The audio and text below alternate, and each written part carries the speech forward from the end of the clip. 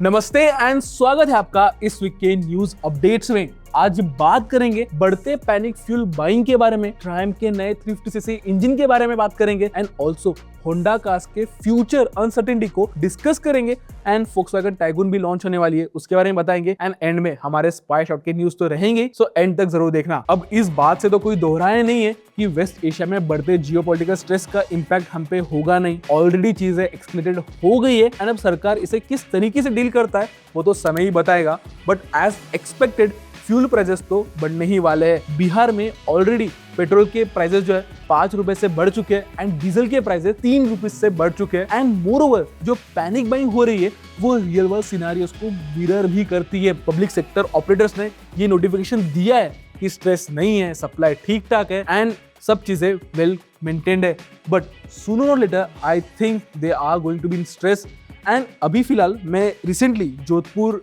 Road trip पे गया था एंड वहां पे मैंने देखा कि जो फ्यूल स्टेशन है वहां पे बहुत भीड़ लगी हुई है एंड फ्यूल की अवेलेबिलिटी क्वेश्चन में है। सो इसलिए प्लीज आप हमें कमेंट सेक्शन में बताएं कि आपके सिटी में, आपके टाउन में फ्यूल की अवेलेबिलिटी कैसे है, क्या आपको तो तकलीफ नहीं आ रही है। बट देखिए जो ग्लोबल ऑयल क्राइसिस है उसका इंडिया पर डायरेक्ट इंपैक्ट होगा ही होगा। Sooner or letter fuel prices जो है वो बढ़ सकते हैं एंड इससे ट्रांसपोर्ट हो गया, फूड हो गया एंड इवन जो डेली एसेंशियल्स है वो सब एक्सपेंसिव हो सकते हैं। गवर्नमेंट को सब्सिडीज और टैक्सेस बैलेंस करना पड़ता है जो फिस्कल स्ट्रेस क्रिएट करता है एंड लॉन्ग टर्म में आई पर्सनली फील कि ये सारे चीजों से वजह से, ये सारे क्राइसिस की वजह से ईवीज और रिन्यूएबल एनर्जी को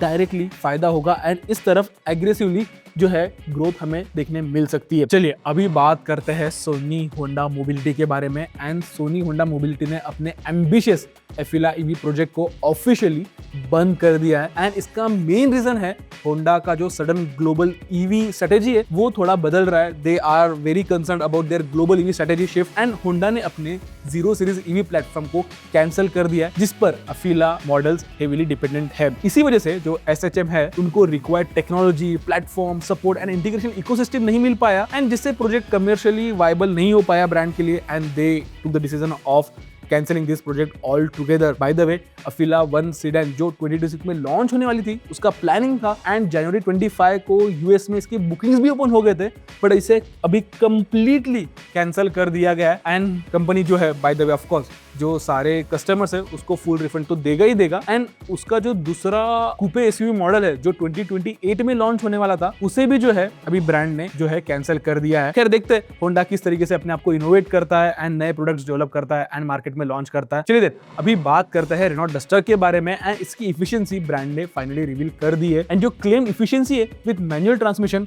वो है 17.75 किलोमीटर पर लीटर एंड डीसीटी के साथ इट इज 18.45 किलोमीटर पर लीटर एंड जो नंबर्स है वो 1.3 लीटर टर्बो पेट्रोल इंजन के साथ के है जिसका सेगमेंट बेस्ट टॉर्क है। बाय द वे इसका रोड टेस्ट जल्दी करेंगे एंड आपको रियलिटी चेक भी देंगे। चलिए देन अभी बात करते हैं फोक्सवैगन टाइगून के बारे में एंड इसका फेसलिफ्ट जो है वो 9 अप्रैल को इंडियन मार्केट में लॉन्च होने वाला है। इसमें आपको अपडेटेड डिजाइन मिलेंगे, फीचर्स नहीं मिलने वाले हैं, एक्सटीरियर में स्लीकर एलईडी हेडलाइट्स दिए जा सकते हैं, कनेक्टेड डीआरएस रहेंगे, इल्यूमिनेटेड फोक्सवैगन का लोगो भी दे सकता है एंड रीडिजाइन बम्पर भी जो है हमें देखने मिल सकता है। इंटीरियर्स भी जो है वो भी थोड़े और बेटर किए जाएंगे, आपको हो सकता है लार्जर ड्राइवर डिस्प्ले मिले एंड पैनोरामिक सनरूफ भी मिल जाए एंड मोस्ट इंपोर्टेंटली जो एसी परफॉर्मेंस है वो भी इंप्रूव मिल सकता है एंड आई थिंक कि जो हमने स्कोडा कुशेक में रियर में मसाज फंक्शन देखा था वो भी शायद से फोक्सवैगन टाइगून में दिया जा सकता है। चलिए देन अभी बात करते हैं हमारे टू व्हीलर्स की दुनिया की एंड सबसे पहले बात करते हैं ट्रायम्फ की एंड ट्रायम्फ अपनी नई सब 350cc बाइक जो है वो 7 अप्रैल को लॉन्च कर सकता है एंड देखिए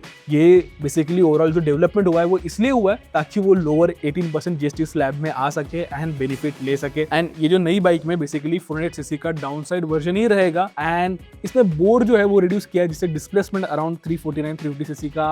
रहेगा एंड पावर जो है वो अप्रोक्स 3 से 4 HP तक ड्रॉप हो सकता है। बाय द वे जब हम देखेंगे ऑफिशियल प्रेजेंटेशन के थ्रू जाएंगे तब हम आप तक सारी इंफॉर्मेशन जरूर लेके आएंगे, so stay tune for that. But एक चीज है ये स्ट्रैटेजी से ट्रायम्फ डायरेक्टली रॉयल एनफील्ड के कोर 350 सेगमेंट को टारगेट करेगा जहां टैक्स एडवांटेज ऑलरेडी स्ट्रांग है एंड ऑफ कोर्स बजाज के सपोर्ट से प्राइसिंग और लोकलाइजेशन स्ट्रॉन्ग होगा। इंडस्ट्री ट्रेंड भी यही इंडिकेट कर रहा है कि KTM 300 range as well as Dominar 400 range as well as NS 400Z भी फ्यूचर में सिमिलर डाउनसाइजिंग स्ट्रेटजी अडॉप्ट कर सकते हैं to stay competitive. By the way, what do you think of this strategy? Let us know in comment section as well. Till then अभी हम बात करते हैं हमारे स्पाई शॉट की न्यूज की, एंड सबसे पहले बात करते हैं Hyundai Exter की, बिकॉज Hyundai Exter डीलरशिप में दिखी गई है with updated design language as well as more interior features as well. Because देखिए रिसेंटली पंच फेसलिफ्ट लॉन्च हुई थी, एंड अगर एक्स्टर को कॉम्पिटिटिव रहना है तो उसका फेसलिफ्ट जो है, आई एम प्रीटी श्योर कि ये कुछ दिनों में या कुछ महीनों में इसका जो फेसलिफ्ट है उसके प्राइसेस जो है वो रिवील किए जाएंगे। बाय द वे, अगर मैं टू व्हीलर्स की बात करूं तो जिक्सर जो है या जिक्सर मॉडल्स जो है वो शायद से 2 अप्रैल को हमें उसके फेसलिफ्टेड वर्जन देखने मिल सकता है। सो यस, ये थे इस वीक के न्यूज अपडेट्स, एंड जैसे कि मैंने आपको पहले पूछा है,